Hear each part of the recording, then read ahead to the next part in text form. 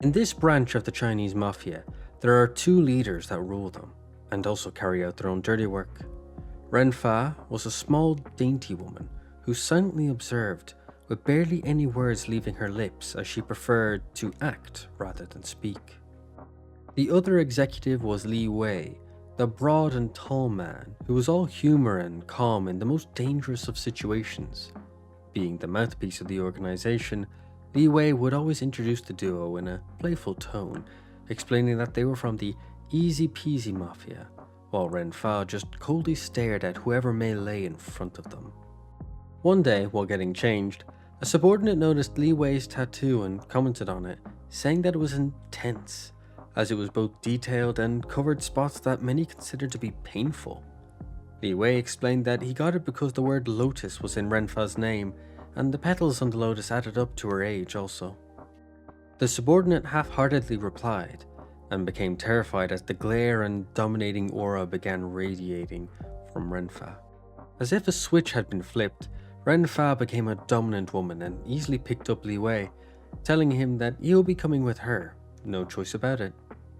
Li Wei was stunned, and could only question why she suddenly began to act this way, before accepting his fate, only mentioning that he had just gotten dressed.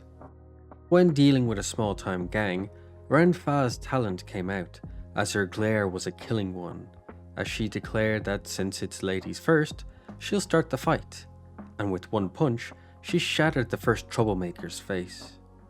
With 1,000-yard stare and blood coating her, Renfa talked about how ending someone barehanded was an unbeatable feeling, and how it was a thrill that nothing could match. Li Wei, who watched it all go down, was quite aroused, calling Renfa the best, while also pleading with her to hold him in a sensual manner. In a surprising turn of events, Renfa managed to get grabbed by one of the goons they were dealing with, and was held at knife point. The goon yelled at Li Wei, questioning if he cared about Renfa at all. The goon demanded Li Wei to surrender, but the chill Li Wei told the goon to calm down as he's acting too intense right now, despite this being a hostage situation.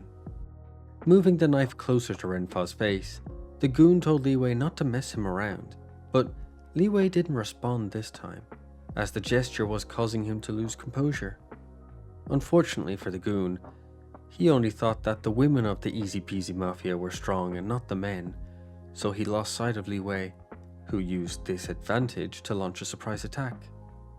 The goon quickly learned that metal pipe beats skull, and beats it, and beats it, until the lesson was permanent. Picking up Renfa, Li Wei, serious for once, questioned if she was alright. Looking up at him, unharmed and unfazed, Renfa commented that she was fine and that Li Wei did great today.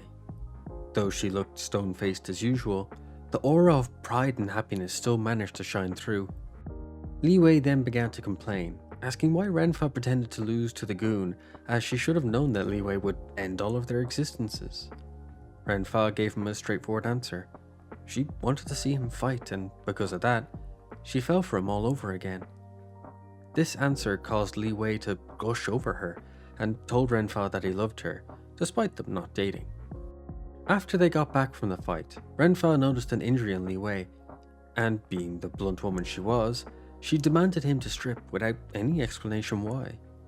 Li Wei, being the pervert that he was, liked the forceful attitude and went along with Renfa's actions.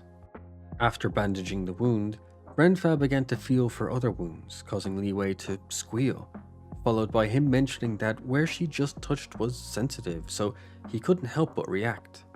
She asked if it was painful, and he admitted that it was, but in a good way.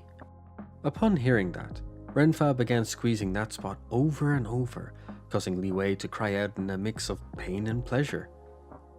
A nearby subordinate, who unfortunately was seeing it all unfold, couldn't help but tell the perverted pair to go find a room rather than show this to everyone.